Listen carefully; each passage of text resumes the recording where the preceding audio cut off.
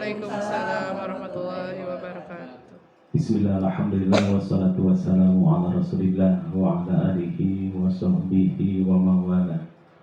Asyhadu an la ilaha illallah wahdahu la syarikalah wa asyhadu anna muhammadan abduhu wa rasuluhu la nabiyya ba'dah. Amma ba'du.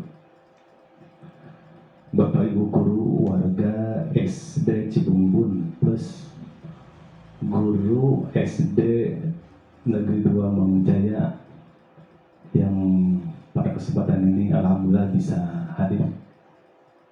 Puji dan syukur kita panjatkan ke Zat Yang Maha Ghaffur. Salawat dan salam semoga terlimpah kepada junjungan alam Habibana wa Nabiyana Muhammad sallallahu alaihi wasallam, kepada keluarganya, para sahabatnya, juga umat-umatnya, termasuk kita semua. Semoga diakui sebagai umatnya. Amin ya Allah ya Rabbal Alamin. Terima kasih kepada semuanya yang telah hadir.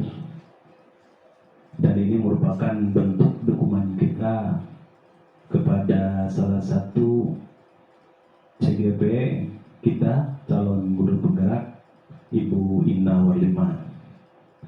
Dan kita memanfaatkan kegiatan ini untuk menimba ilmu yang berhubungan dengan tugas kita di sekolah.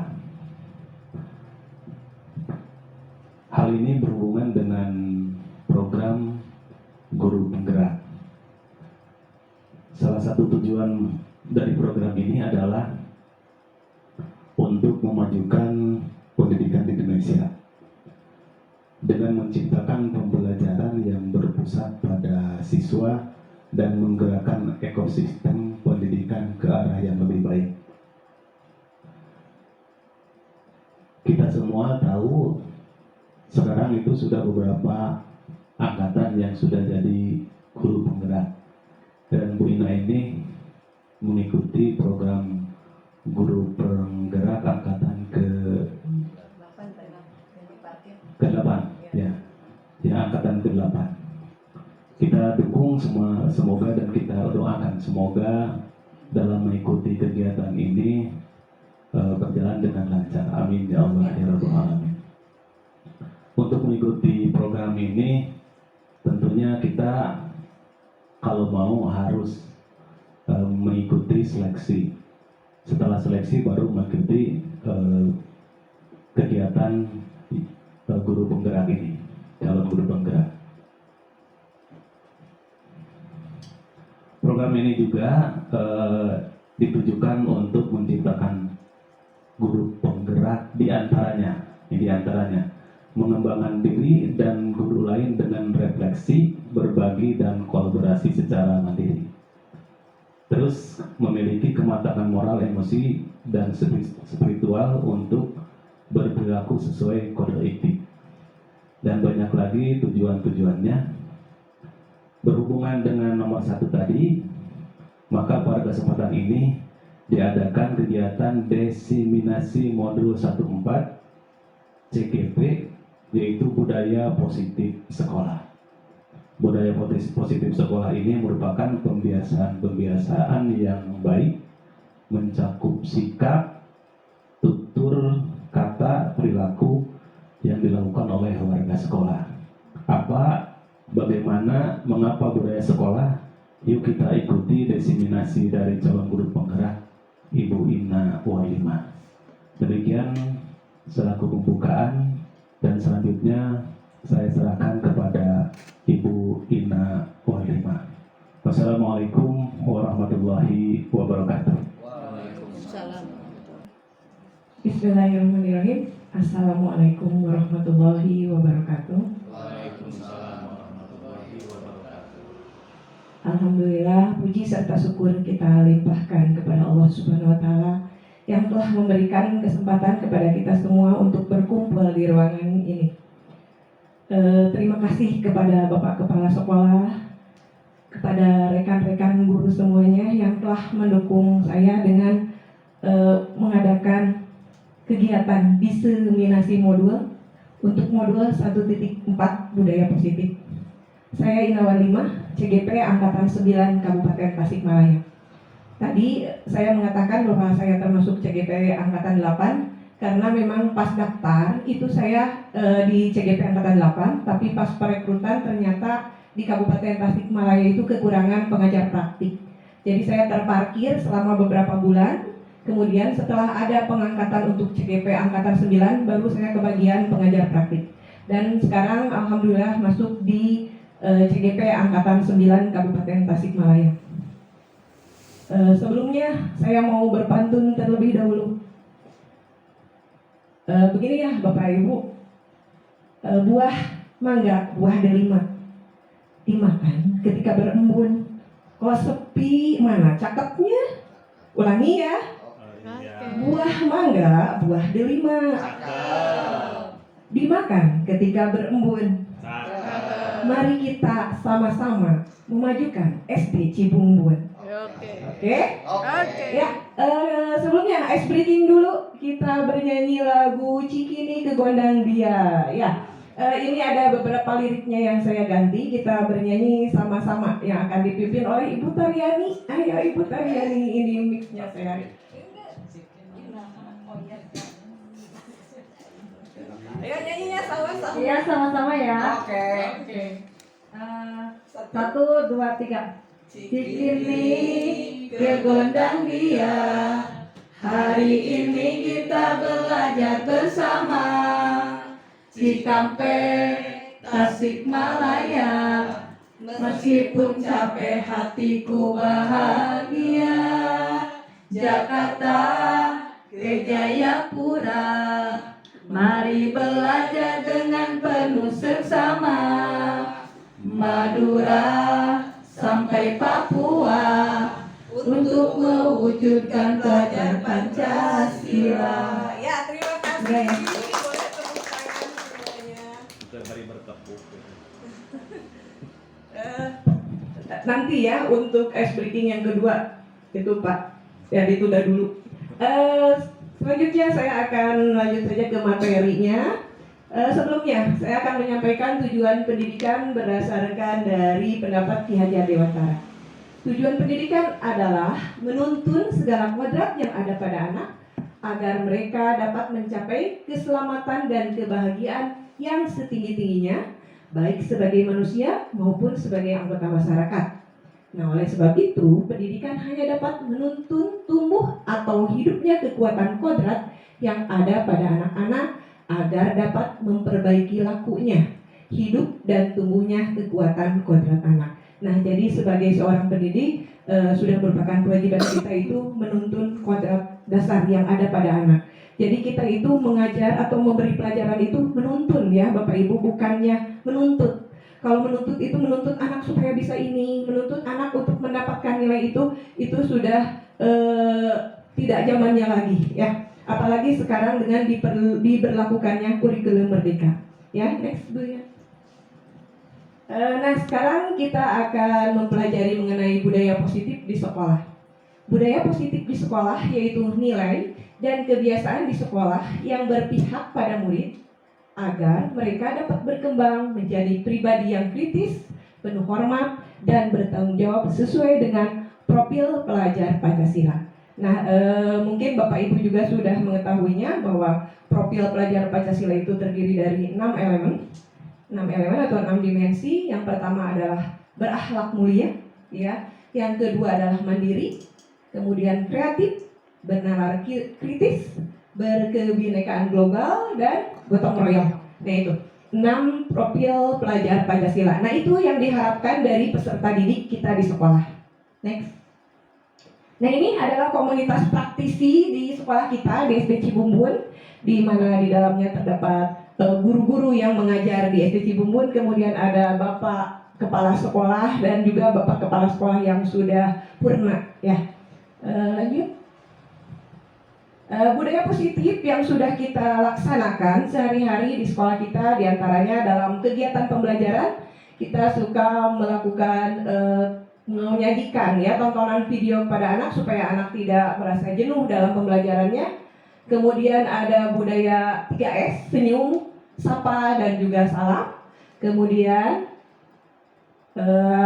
kegiatan ekstrakurikuler kegiatan ekstrakurikuler yang ada di sekolah kita, yaitu kegiatan kepramukaan.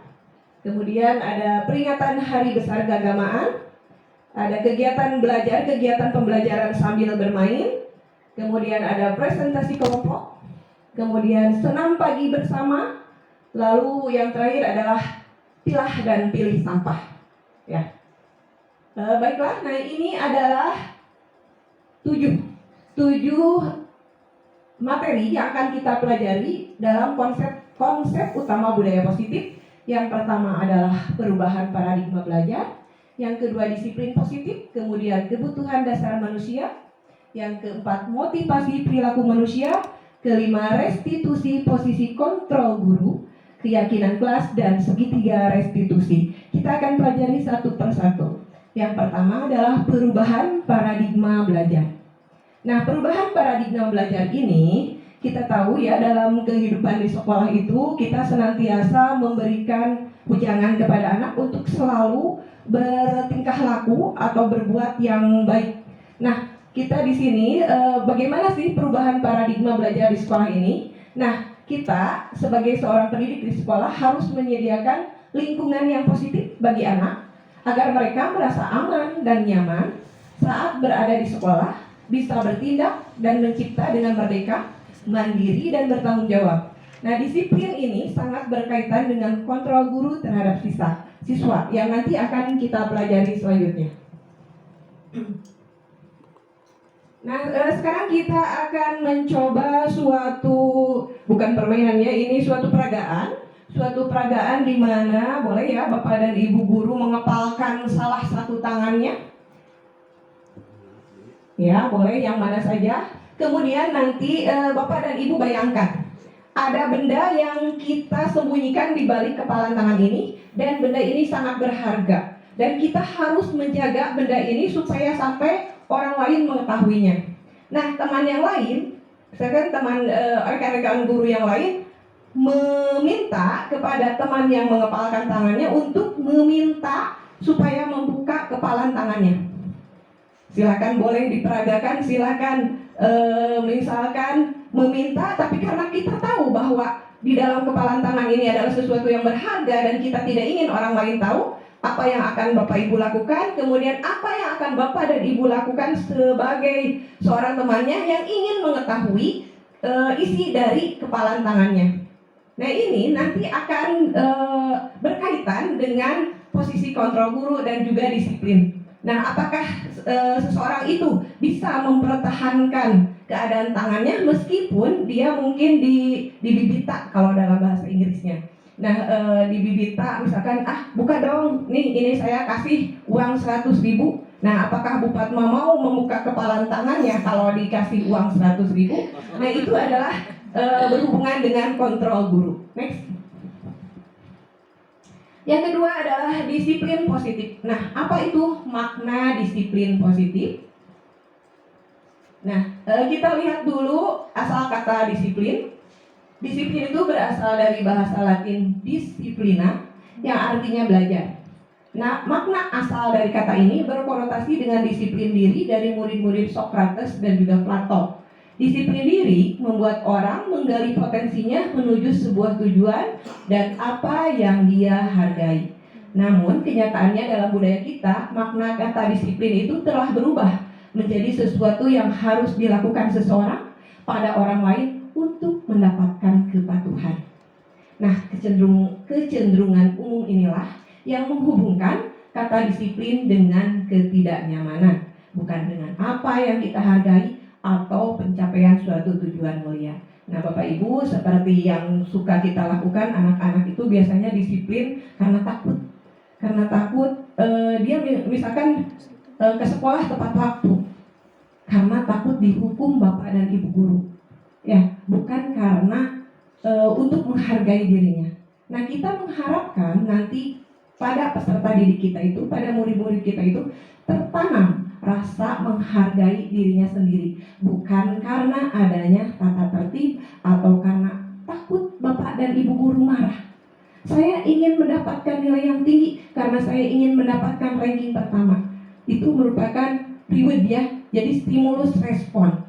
Nah, itu nantinya kita akan rubah, kebiasaan itu akan rubah menjadi keyakinan yang ada pada diri siswa, sehingga apabila siswa melakukan pelanggaran terhadap aturan atau tata tertib, maka dia akan menyadari sendiri dan mempertanggungjawabkan apa yang telah mereka perbuat. Seperti itu. Next.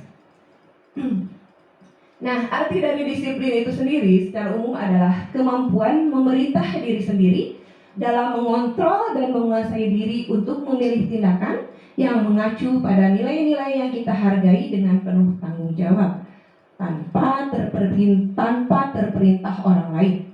Nilai-nilai yang kita hargai adalah nilai kebajikan. Nah, nilai kebajikan itu adalah sifat positif manusia yang merupakan tujuan mulia yang ingin dicapai oleh setiap individu, yaitu nilai-nilai dalam profil pelajar Pancasila.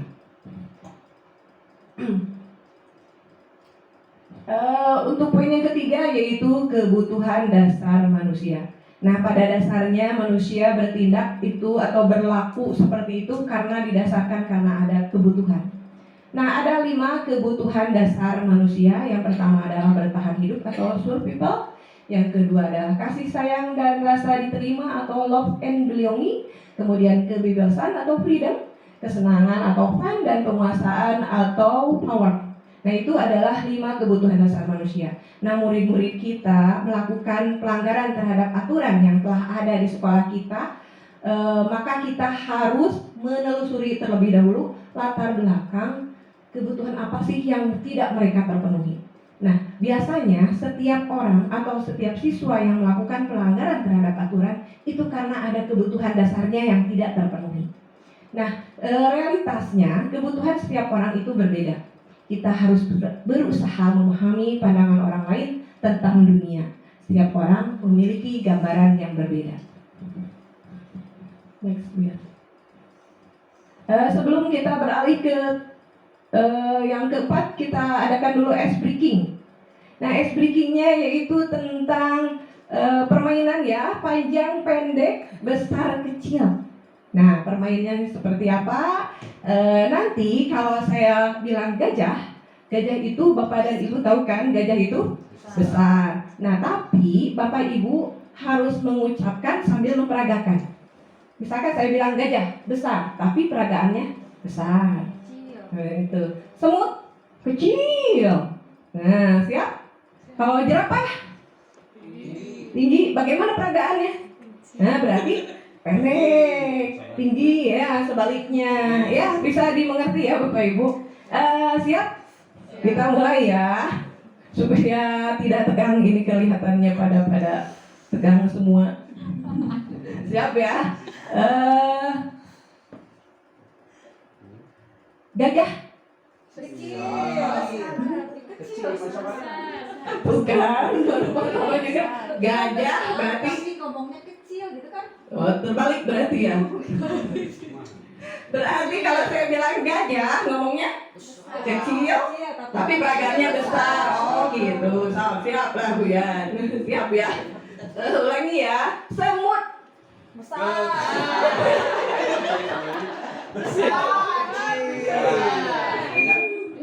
ular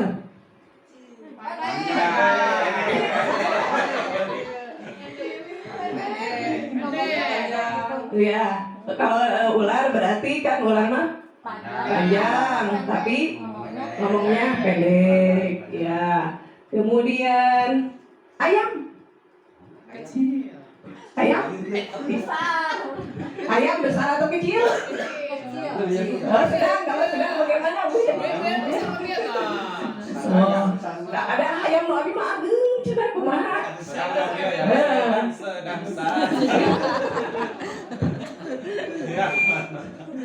Ya, cukup ya Bapak Ibu. Sekarang kita lanjutkan lagi ke materi yang keempat, yaitu tentang teori motivasi perilaku manusia.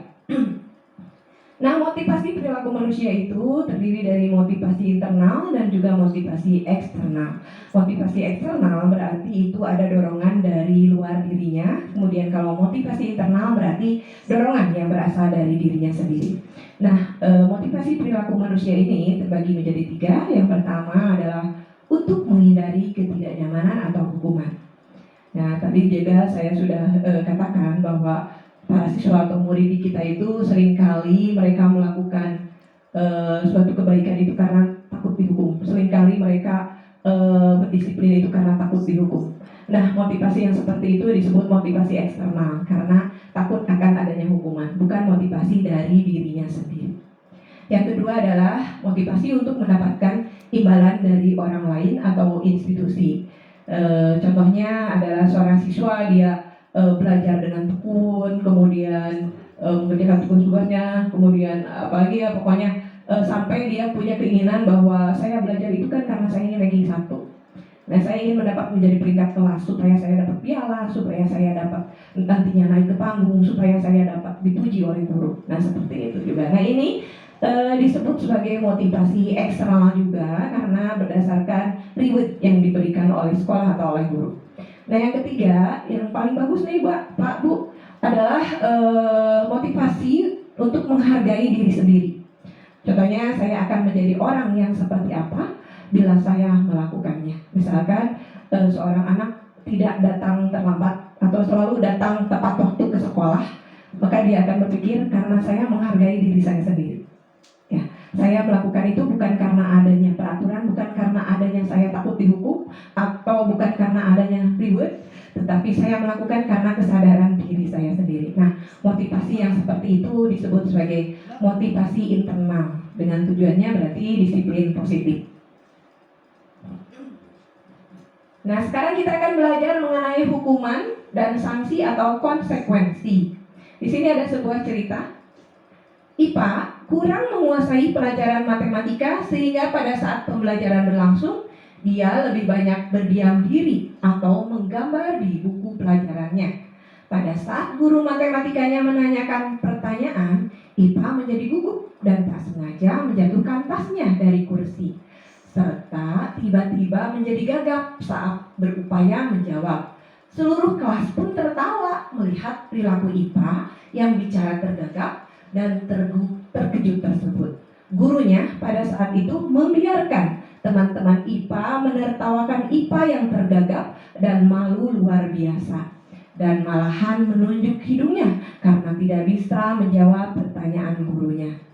Kelas semakin gaduh dan anak-anak yang lain tertawa melihat IPA di depan kelas memegang ujung hidungnya.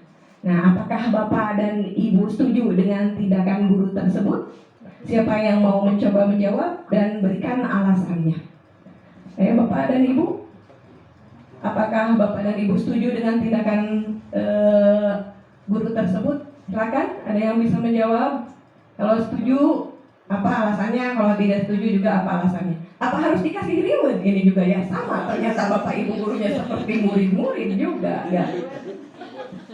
Reward nanti dari Bapak Kepala Sekolah. Ayo.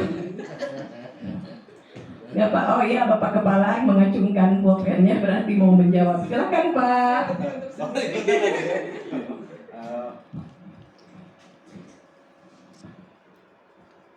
Tindakan guru yang seperti itu adalah tindakan guru-guru zaman terdahulu.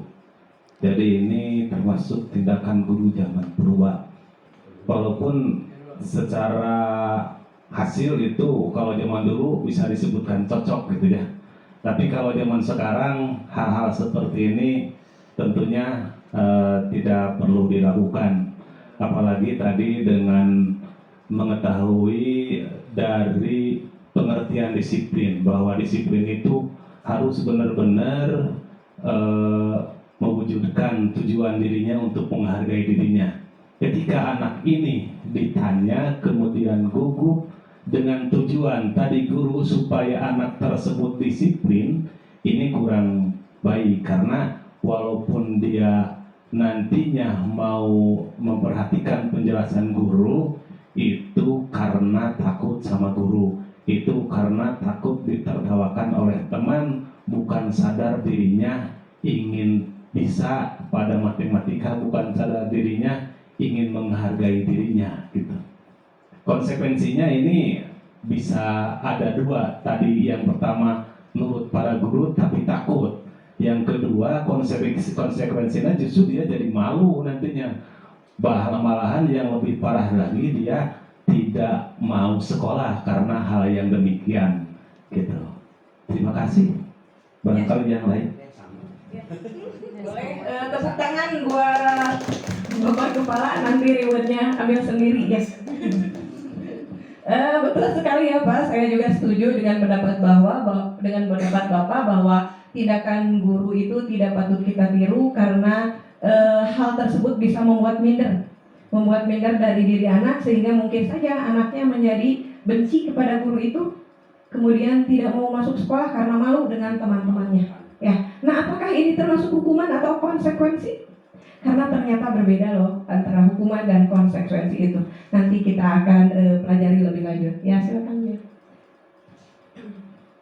Nah, sekarang di sini ada beberapa kasus atau beberapa tindakan guru yang nanti apakah Bapak Ibu silakan pilih apakah termasuk hukuman atau konsekuensi. Saya mempunyai ini sticky note.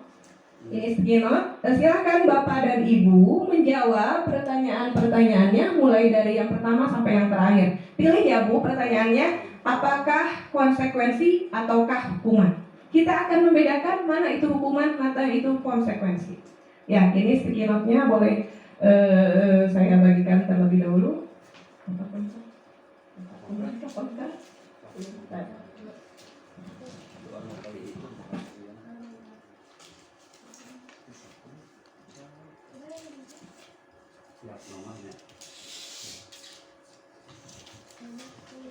Nomornya nomor 1 konsekuensi. Ya, tidak usah. Boleh 2? Ya, silakan pakai nomor saja, tidak usah ditulis tindakan gurunya. Untuk menulis secara singkat juga boleh Pak. Oke, H sama K boleh ya. H hukuman itu H, konsekuensi itu K ya. Silakan.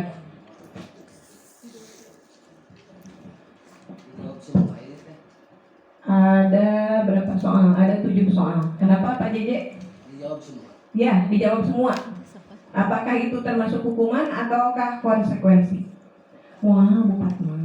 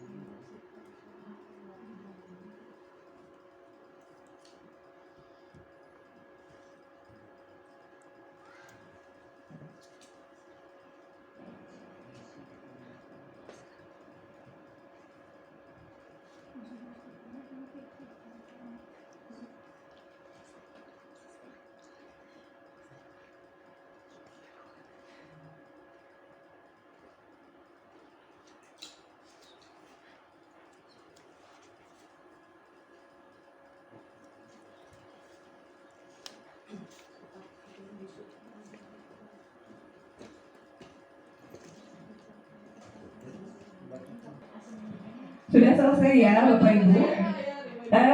Kita akan siapa yang mau mencoba menjawab tindakan-tindakan guru ini apakah termasuk hukuman atau konsekuensi? Ya silakan Bapak Oto. Menurut pendapat saya untuk nomor 1 adalah masuk hukuman.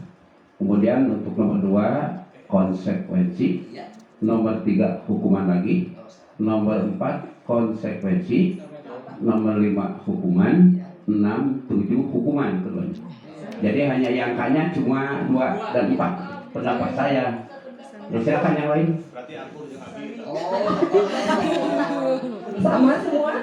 Nah sekarang kita akan lihat jawaban yang benarnya. Apakah jawaban Bapak dan Ibu guru ini semua sudah sama? Silakan dibuka.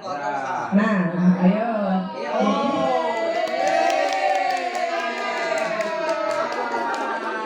Apa jadi unggul beda?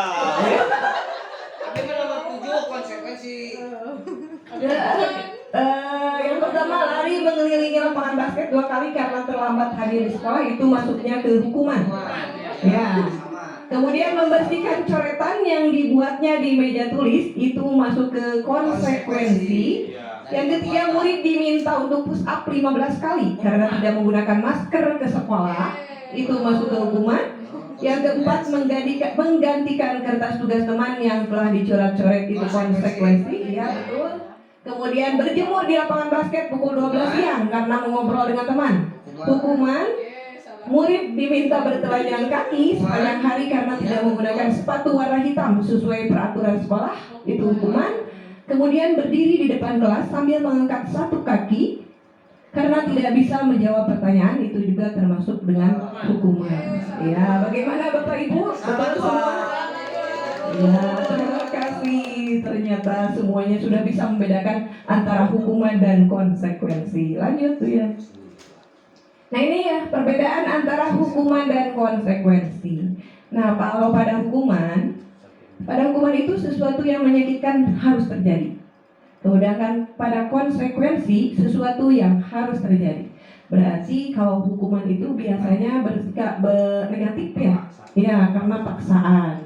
Kemudian pada hukuman membuat anak sakit mau fisik ataupun hati untuk jangka waktu yang lama. Sedangkan pada konsekuensi membuat anak merasa tidak nyaman dalam jangka waktu yang pendek. Pada hukuman biasanya anak membenci kedisiplinan, sedangkan untuk konsekuensi anak menghargai disiplin. Hukuman berupa paksaan, sedangkan konsekuensi adalah stimulus atau tanggapan. Stimulus tanggapan. Kemudian pada hukuman itu mendorong anak menyakiti dirinya sendiri. Konsekuensi mendorong anak agar mudah menyesuaikan dirinya. Pada hukuman merupakan konsep diri yang buruk, sedangkan konsekuensi adalah konsep diri yang baik. Hukuman, anak belajar untuk menyembunyikan kesalahan, sedangkan pada konsekuensi, anak belajar untuk mematuhi peraturan. Pada hukuman, biasanya timbul rasa marah, rasa bersalah, dipermalukan, atau merasa tak dihargai. Sedangkan pada konsekuensi, merasa kehilangan hak, dibuat tidak nyaman, diasingkan, tetapi hanya untuk sementara.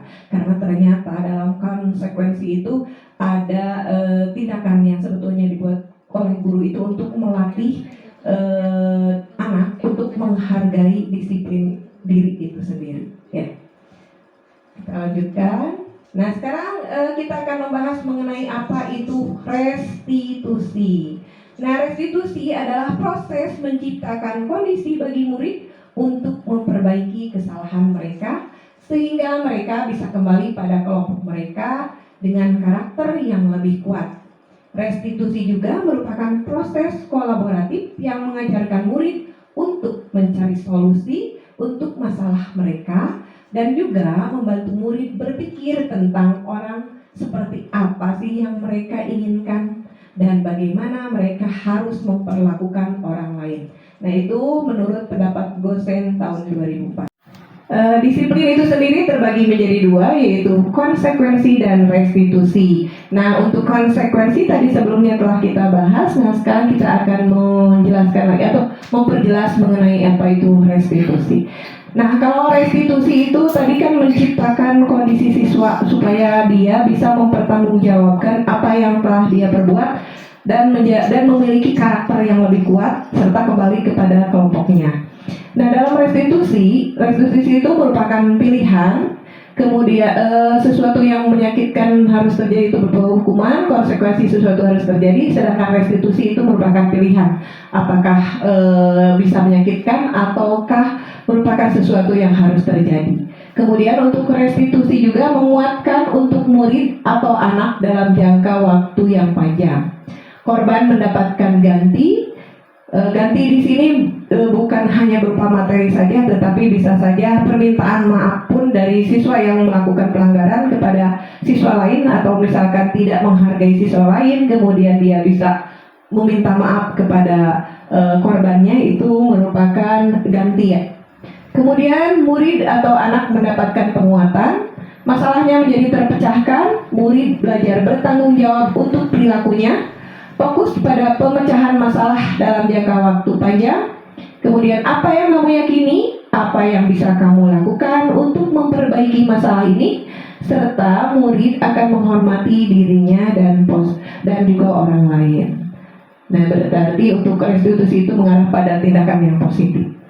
Nah, sekarang restitusi ini berkaitan juga dengan posisi kontrol guru. Posisi kontrol guru itu terdiri dari 5. Yang pertama adalah penghukum, yang kedua pembuat merasa bersalah, yang ketiga teman, 4 pemantau, 5 manajer. Nah, seperti apa saja atau bagaimanakah kontrol guru yang penghukum itu atau yang pemantau itu kita akan pelajari selanjutnya. Nah, ini 5 posisi kontrol guru. Nah, bisa Bapak dan Ibu perhatikan di sini ada motivasinya guru berbuat untuk penghukum. Silakan seperti itu ya, misalkan menghardik, menunjuk-nunjuk, menyakiti atau menyindir. Kemudian untuk pembuat orang merasa bersalah, berceramah dan mengatakan, seharusnya kamu berbuat ini, ibu kecewa. Nah, itu pasti anak yang dikatakan seperti itu oleh gurunya, maka ia akan menjadi merasa orang yang bersalah. Kemudian kontrol yang ketiga adalah posisi sebagai teman. Guru yang berbuat mengatakan alasan-alasan untuk muridnya.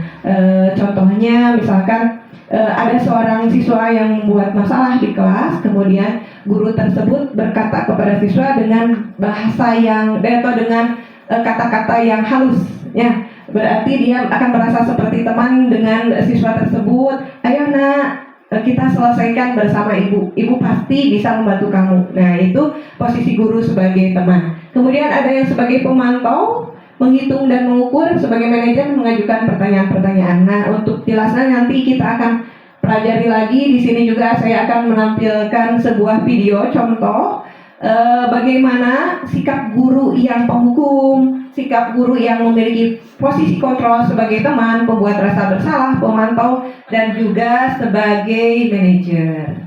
Next Bu ya, supaya lebih jelasnya. Nah, di sini ada pengertian dari 5 posisi kontrol guru. Yang pertama adalah penghukum. Nah, di dalam penghukum ini, guru yang menjalankan posisi penghukum senantiasa mengatakan bahwa sekolah memerlukan sistem atau alat yang dapat menekan murid-murid lebih dalam lagi. Ketika murid melanggar, maka guru akan memberikan hukuman, baik hukuman fisik maupun verbal. Yang kedua, posisi kontrol pembuat rasa bersalah. Pada posisi ini, guru akan bersuara lembut, namun guru akan menciptakan suasana yang tidak nyaman bagi murid, sehingga murid akan merasa bersalah atau merasa rendah diri.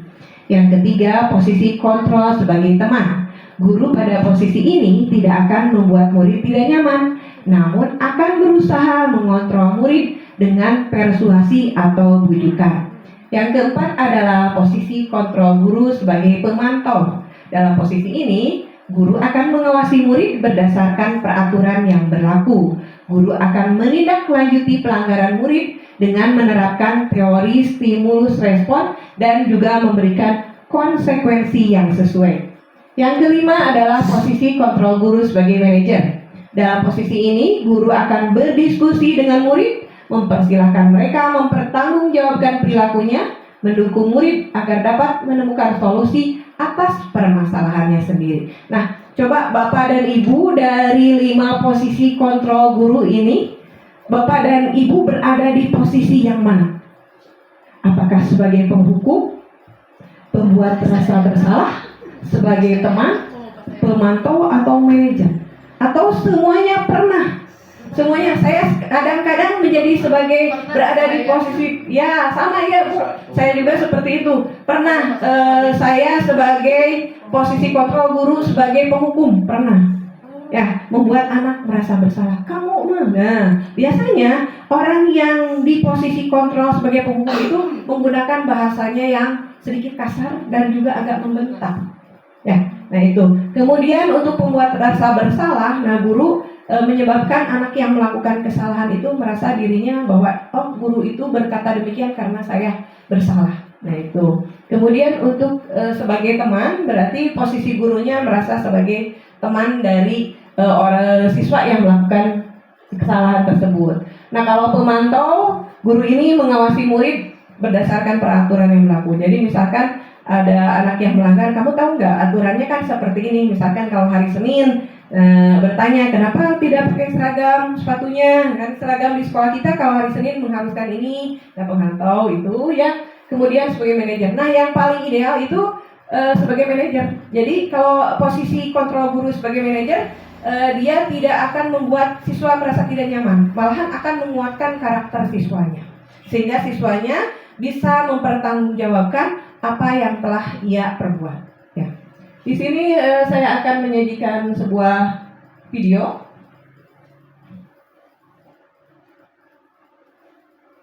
Ini videonya mengenai 5 posisi kontrol guru.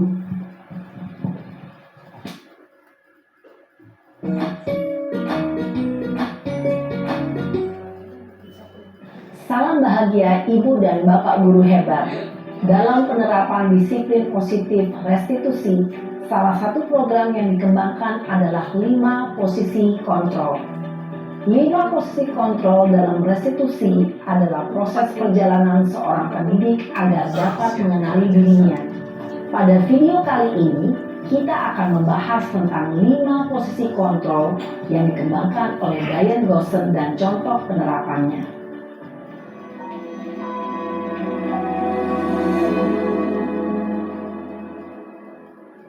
5 posisi kontrol itu adalah 1.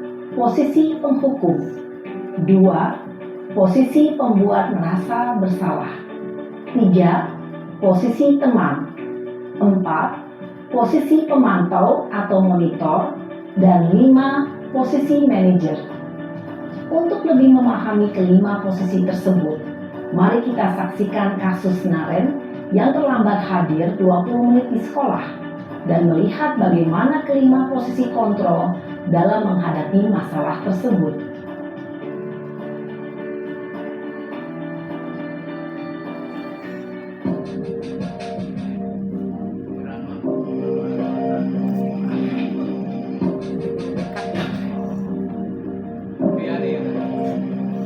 Naren!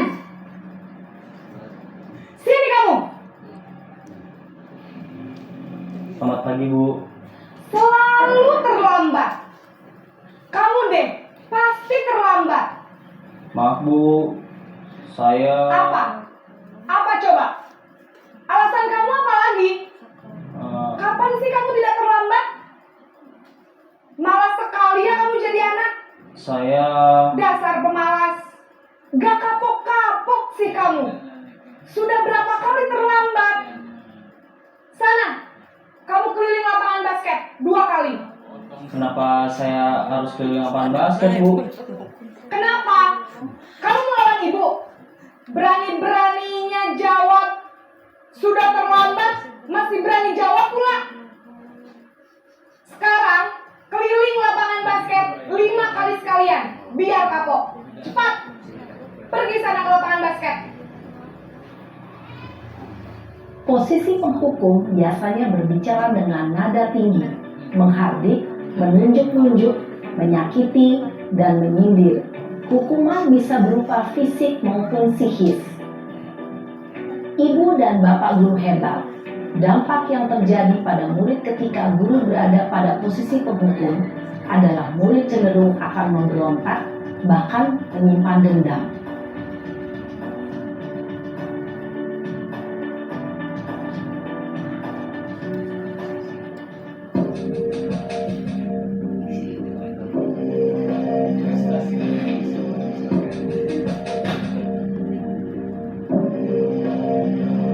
Naren!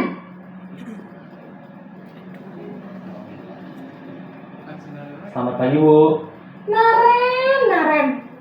Kamu kenapa terlambat lagi, nak? Ya Tuhan, Naren.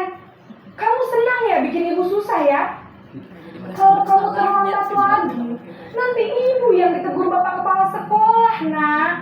Disangka ibu tidak bisa membina kamu. Duh, gimana ini? Maaf, Bu. Duh, Gusti Naren. Kamu suka ya kalau ibu ditegur bapak kepala sekolah? Terus, Sekarang ibu harus tulis apa ini di buku absen? Ini kamu sudah sering terlambat loh. Ibu harus apa coba? Maaf Bu, maaf sekali. Ya sudah, lain kali jangan bikin ibu susah lagi ya nak ya. Ibu tidak akan kuat lagi kalau kamu begini terus. Bisa jantungan kalau ibu ditegur bapak kepala sekolah. Sana cepat ke kelas. Maaf ya Bu, maaf sekali.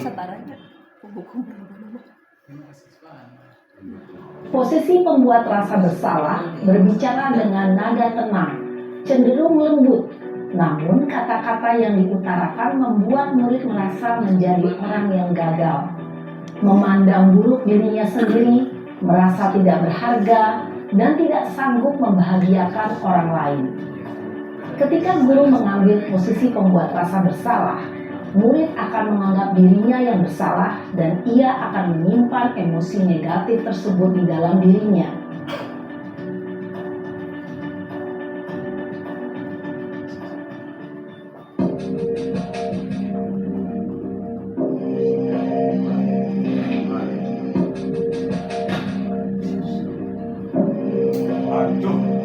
Naren!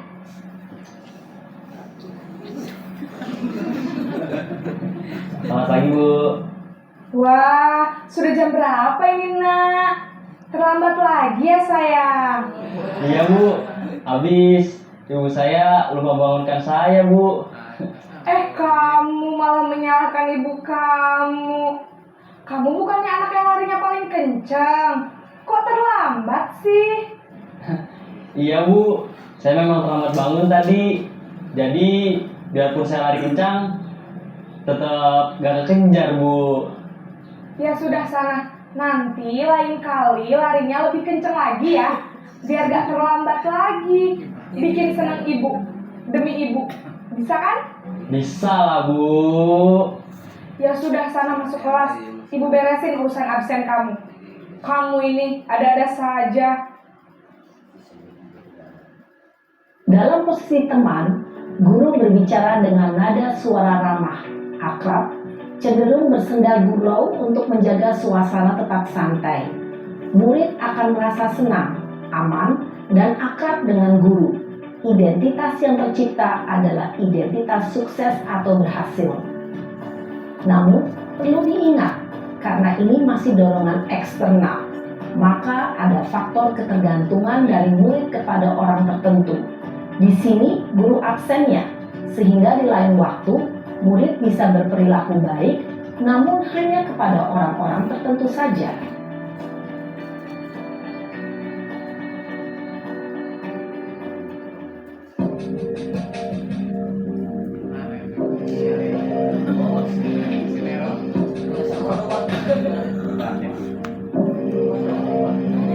Naren!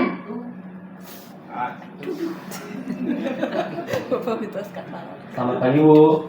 Naren, apa peraturan sekolah kita tentang jam berapa kita harus masuk sekolah, nak?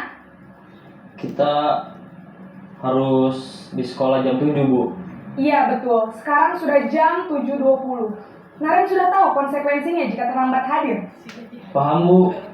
Saya harus tinggal kelas pas jam istirahat selama 20 menit. Iya benar, konsekuensinya demikian.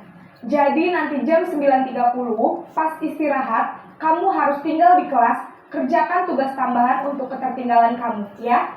Baik Bu. Posisi pemantau mengandalkan penghitungan atau data untuk mengontrol murid. Guru mengarahkan murid berdasarkan peraturan dan konsekuensi.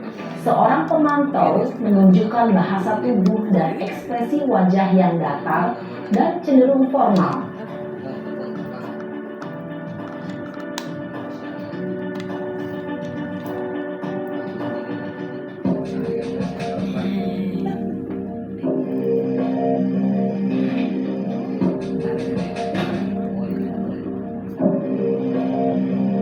Naren!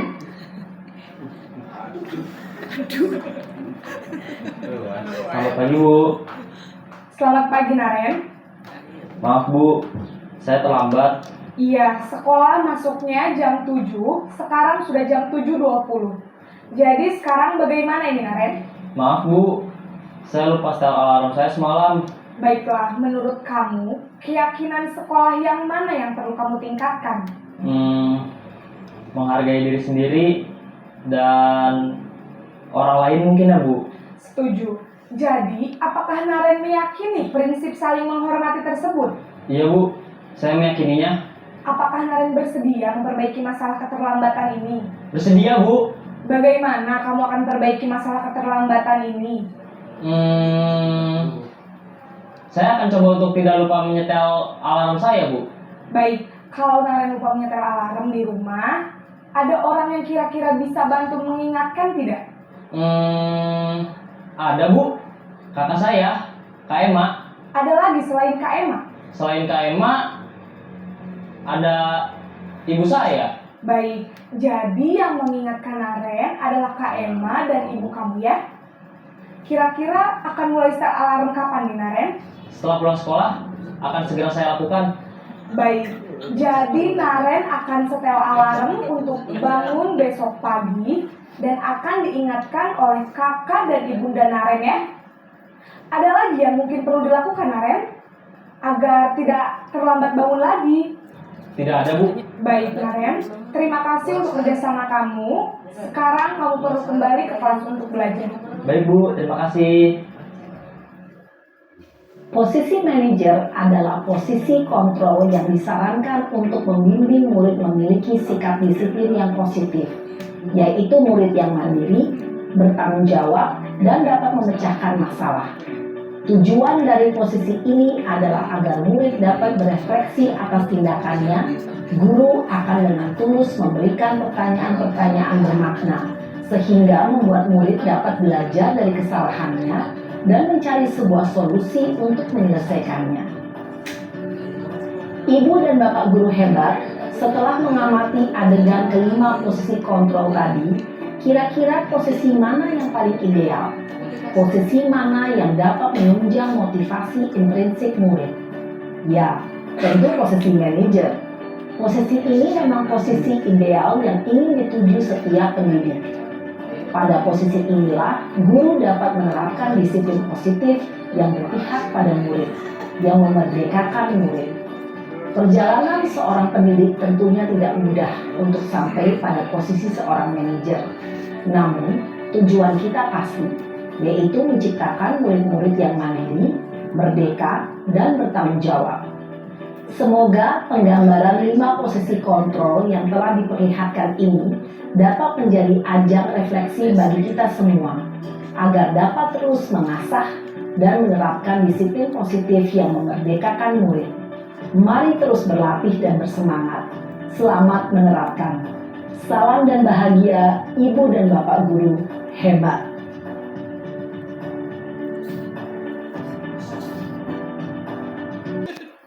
Nah itu ya Bapak dan Ibu video mengenai 5 posisi kontrol. Nah di sini kita bisa menyimpulkan pernyataan-pernyataan yang seperti apa yang ada di dalam posisi kontrol guru. Nah tadi kita bisa melihat atau mendengar sajian tadi ada perkataan saya kecewa sekali dengan kamu. Nah ini berarti kontrol gurunya sebagai pembuat orang merasa bersalah. Kemudian pernyataan kamu tidak pernah benar melakukannya. Itu posisi kontrol guru sebagai penghukum. Ayolah lakukan demi ibu atau bapak. Nah itu posisi kontrol gurunya adalah sebagai teman. Apakah kamu mau mendapatkan stiker bintang hari ini? Nah itu bisa jadi menjadi pernyataan untuk posisi kontrol guru sebagai pemantau. Kemudian, bagaimana kamu bisa menyelesaikan masalah ini? Posisi kontrol gurunya yaitu sebagai manajer. Kemudian yang terakhir pernyataannya, kamu selalu yang paling terakhir. Nah itu posisi kontrol guru sebagai penghukum. Next, ya. Nah untuk yang selanjutnya adalah keyakinan kelas. Tapi sebelumnya kita ice breaking dulu ya Bapak Ibu. Ice breakingnya kita akan bernyanyi mengenai tentang profil pelajar Pancasila. Sudah hafal ya Bapak Ibu? Ya, kita bernyanyi bersama. Silakan Bapak Ibu bisa berdiri.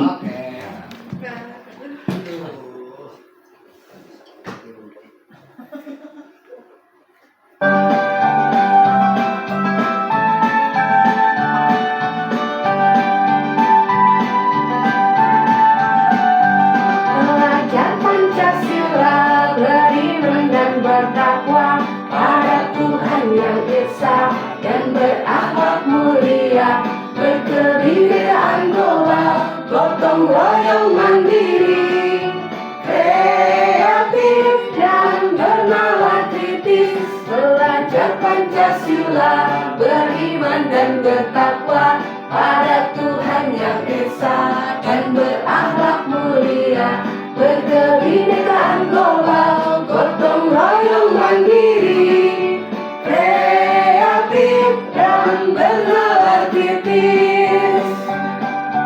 Ya, tepuk tangan.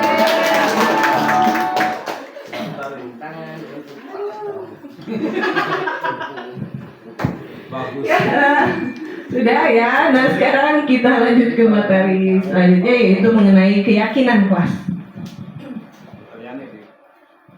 Keyakinan kelas adalah nilai-nilai kebajikan atau prinsip-prinsip universal yang disepakati bersama secara universal lepas dari perbedaan agama, suku, negara, dan bahasa. Menurut Gosen tahun 1998, suatu keyakinan akan lebih memotivasi seseorang dari dalam dirinya atau intrinsik, dan seseorang juga akan lebih bersemangat untuk menjalankan keyakinannya daripada hanya sekedar mengikuti peraturan. Nah, berarti di sini ada perubahan dari yang tadinya peraturan. Kalau misalkan Bapak dan Ibu punya peraturan di kelas masing-masing, nanti kita akan ubah peraturannya menjadi sebuah keyakinan kelas supaya lebih memotivasi secara intrinsik bagi siswa kita. Next. Nah, ini adalah lingkaran budaya positif. Budaya positif bisa tercipta dari peraturan kelas yang nanti kita akan ubah menjadi keyakinan kelas. Kalau keyakinan kelas sudah terbentuk, maka insya Allah akan ada lingkungan yang positif yang nantinya akan menjadi budaya positif di sekolah kita. Next. Nah, di sini ada contoh yang tadinya peraturan kemudian diubah menjadi keyakinan kelas atau nilai kebajikan yang dituju. Contoh di sini peraturannya selalu kembalikan buku ke tempatnya. Maka keyakinan kelasnya adalah tanggung jawab. Maka Bapak dan Ibu cukup mencantumkan atau menuliskan di keyakinan kelasnya itu tanggung jawab. Yang tadinya peraturan, contohnya selalu kembalikan buku ke tempatnya, maka untuk keyakinan kelasnya bisa kita ubah menjadi tanggung jawab. Kemudian dilarang mengganggu orang lain, keyakinan kelasnya menjadi menghormati orang lain dan juga diri sendiri. Hadir di sekolah 15 menit sebelum pembelajaran dimulai, itu juga termasuk menghormati orang lain atau komitmen pada tujuan. Dilarang melakukan kekerasan, keyakinan kelasnya adalah keselamatan dan menghormati orang lain. Dilarang menggunakan narkoba, itu keyakinan kelasnya kesehatan. Bergantian atau menunggu giliran atau antri, keyakinan kelasnya adalah menghormati orang lain dan juga kesabaran. Gunakan masker, keyakinan kelasnya adalah kesehatan dan keselamatan. Jangan berlari di kelas atau koridor, keyakinan kelasnya adalah keselamatan dan juga keamanan. Nah, bagaimana cara untuk pembentukan keyakinan kelas, Bapak Ibu? Nah, keyakinan kelas ini bersifat lebih abstrak daripada peraturan. Peraturannya kan kalau biasanya peraturan itu lebih rinci dan juga lebih konkret. Nah, keyakinan kelas berupa pernyataan universal seperti tanggung jawab, saling menghargai, saling menghormati, keamanan, keselamatan, kenyamanan. Nah, itu keyakinan kelas yang di dalamnya tentu saja memuat peraturan-peraturan yang tadi. Kemudian pernyataan keyakinan kelas dibuat dalam bentuk positif. Jadi jangan sampai ada perkataan misalkan tidak membuang sampah di kelas. Kita ubah kalimatnya menjadi disiplin membuang sampah, seperti itu. Jadi kalimatnya berupa kalimat positif, bukan kalimat negatif. Kemudian keyakinan kelas hendaknya tidak terlalu banyak sehingga mudah diingat dan dipahami. Keyakinan kelas sebaiknya sesuatu yang dapat diterapkan di lingkungan tersebut. Semua warga ikut berkontribusi dalam pembuatan keyakinan kelas lewat kegiatan curah pendapat serta bersedia meninjau kembali keyakinan kelas dari waktu ke waktu. Next. Nah, ini kemarin di kelas 5 saya sudah mencoba membuat keyakinan kelas dari yang tadinya aturan kelas, kemudian saya ubah menjadi keyakinan kelas. Yang pertama saya lakukan adalah saya berdiskusi dengan siswa apa saja peraturan yang mereka inginkan di kelas 5. Mereka mencatatnya pada sticky note, kemudian menuliskannya, kemudian menempelkannya di papan tulis. Setelah itu kita lakukan curah pendapat dari peraturan-peraturan yang telah mereka buat. kita ubah menjadi kalimat yang positif. Kemudian setelah diubah menjadi kalimat positif, kita ubah menjadi bentuk keyakinan kelas. Nah, keyakinan kelas ini kalau sudah dibuat bisa ditempel di kelas yang mudah terlihat ya. Next, selanjutnya kita akan membahas kembali mengenai segitiga restitusi. Tadi telah kita ikuti ya bahwa dalam pemecahan masalah yang dilakukan oleh siswa atau apabila ada siswa yang melanggar peraturan, maka seorang guru itu harus idealnya menjadi seorang manajer. Nah, untuk menjadi seorang manajer ini, maka memerlukan langkah-langkah segitiga restitusi. Restitusi itu sendiri adalah proses menciptakan kondisi bagi murid untuk memperbaiki kesalahan mereka sehingga mereka bisa kembali pada kelompok mereka dengan karakter yang lebih kuat. Nah, diharapkan nanti setelah melalui restitusi, maka guru dapat membantu murid menjadi lebih memiliki tujuan, disiplin positif, serta memulihkan dirinya setelah berbuat salah. Kemudian membantu murid untuk jujur pada diri sendiri dan mengevaluasi dampak dari kesalahan yang dilakukannya, serta memberikan penawaran, bukan berupa paksaan. Nah, ini segitiga restitusi yang paling dasar adalah menstabilkan identitas. Dalam kegiatan menstabilkan identitas, biasanya kita berbicara dulu kepada siswa yang melakukan pelanggaran itu. Kita stabilkan dulu emosi dari siswa tersebut. Biasanya siswa yang melakukan pelanggaran kan ada kebutuhan dasarnya yang tidak terpenuhi. Nah, kita stabilkan, kita cari latar belakangnya kenapa siswa melakukan hal tersebut. Kita bisa mengatakan bahwa kamu sebenarnya bukan satu-satunya loh orang yang pernah atau siswa yang pernah melakukan kesalahan ini, sehingga siswa tidak merasa dirinya disalahkan ya. Kemudian langkah kedua adalah validasi tindakan yang salah. Kita tanya kepada siswa, kamu tentunya punya alasan mengapa melakukan itu, dan adakah cara yang lebih efektif untuk mendapatkan apa yang kamu butuhkan. Nah, setelah itu kita lanjutkan dengan menanyakan keyakinan. Nah, setelah kita memvalidasi tindakan siswa yang salah tersebut, kita tanyakan keyakinan kelas yang sudah disepakati bersama, keyakinan kelas apa yang telah dia langgar. Nah, nanti siswa harus bisa mempertanggungjawabkan atas kesalahan yang telah dia buat. Nah, langkah-langkah ini sebetulnya tidak harus berurutan Bapak Ibu, atau mungkin sebetulnya kita sendiri kalau menghadapi siswa yang melakukan pelanggaran aturan, kita pernah melakukan ini tapi tanpa disadari oleh kita ya. Next. Nah, ini tahapan segitiga restitusi. Tadi yang pertama adalah menstabilkan identitas, bisa dengan menanyakan berbuat, atau bisa dengan menyatakan bahwa berbuat salah itu tidak apa-apa, tidak ada manusia yang sempurna. Saya juga pernah melakukan kesalahan seperti itu, kita bisa menyelesaikan ini. Bapak Ibu tidak tertarik mencari siapa yang salah, tapi Bapak Ibu ingin mencari solusi dari permasalahan ini, dan kamu berhak juga merasa begitu. Kemudian tahapan yang kedua adalah validasi tindakan yang salah.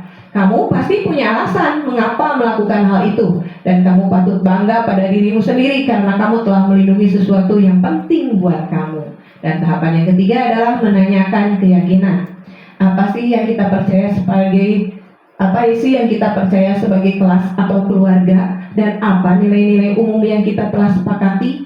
Apa bayangan kita tentang kelas yang ideal, dan kamu mau jadi orang yang seperti apa? Nah, itu 3 tahapan dalam segitiga restitusi. Nah, kemarin juga saya sudah mencoba menangani kasus yang terjadi di kelas ini.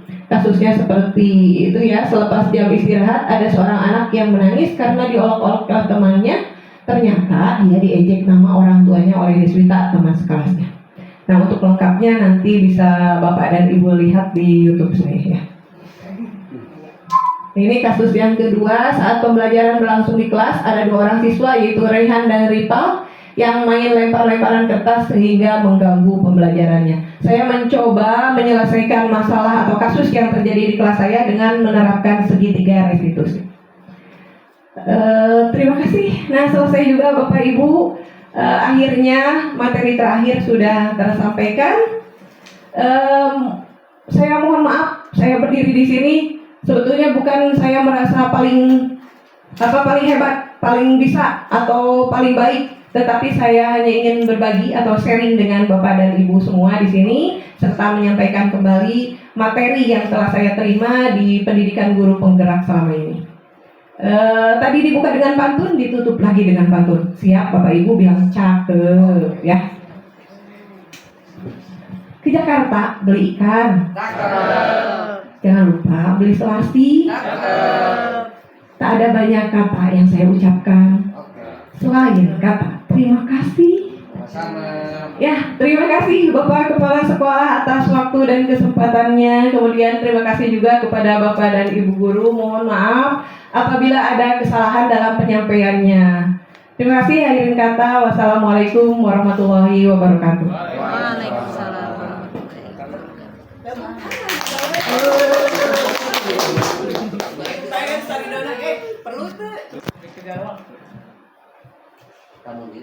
Para guru sadaya, ibu bapak guru semuanya, lupa.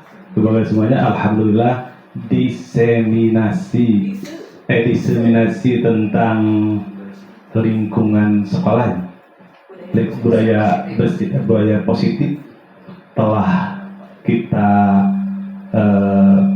ikuti. Alhamdulillah CGP kita telah melaksanakannya dan kita semua perlu memberikan aplaus, tangan bagi. Dan alhamdulillah kita sampai saat ini telah berakhir. Kita tutup dengan ucapan hamdalah bersama-sama. Alhamdulillahirabbil alamin. Wassalamualaikum warahmatullahi wabarakatuh. Waalaikumsalam.